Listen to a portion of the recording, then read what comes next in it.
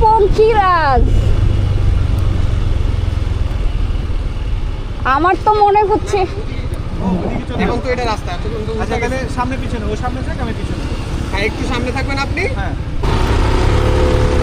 ওরে ভাই, এতদিন আমি কি চালাইছি, সেই ফিলিং।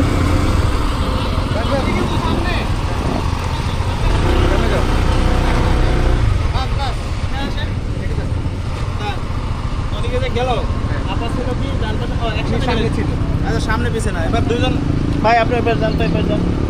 বরাবর না কিন্তু উনি একটু এডিবি এডিবি এডিবি।